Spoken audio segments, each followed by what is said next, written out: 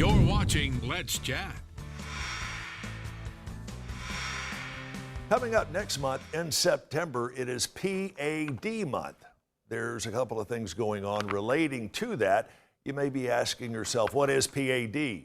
We'll let our next guest explain. It is the illustrious Dr. Chris Lessar from the Chattanooga Vascular Institute. Dr. Lessar, good morning. Good morning, Chip. How are you? Doing very well, sir. PAD, yes. What is that? PAD is peripheral artery disease.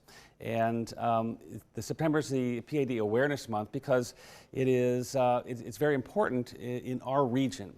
One of the major problems in the South is amputation. Right. And we have the highest rate of amputation in this region compared to anywhere else in the country. Why?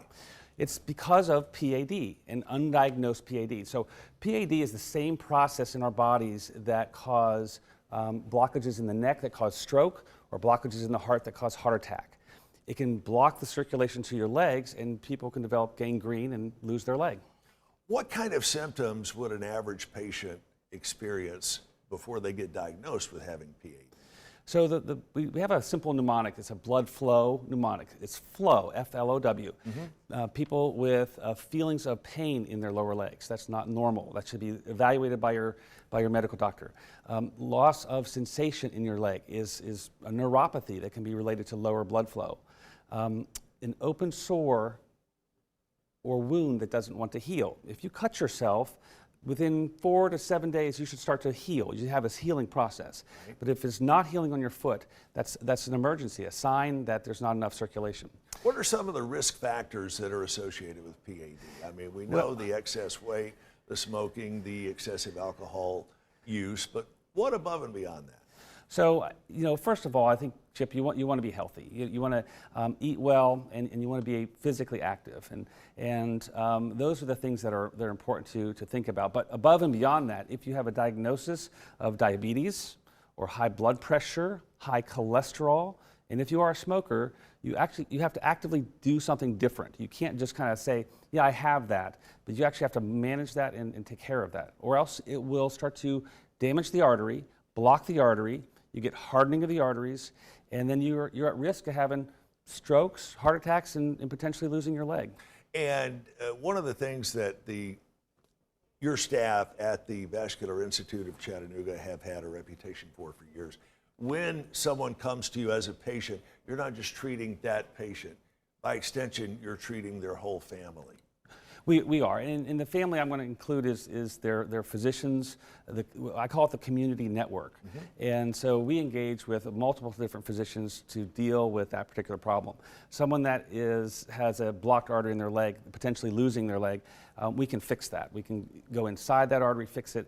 But if I don't engage with their endocrinologist or their primary care doctor, and they don't manage the diabetes properly, then we're going to lose. They're still going to lose.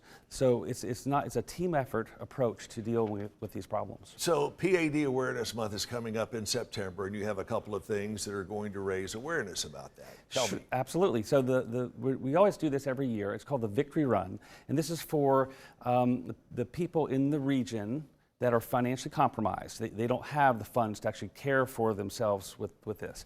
But they need emergency surgery, and they need emergency surgery at our institute. So how do you pay for something like that? Sure. Well, what the run will do, it's on September 11th, and it's going to be at Camp Jordan. It's a 10K, 5K, or a walk if you want. But it raises awareness, but it also raises funds so that we can put that into the Hamilton County Medical Society, and they can adjudicate those funds for people who need surgery that can't afford it. Now, Dr. Lessar won't toot his own horn about this, but I will.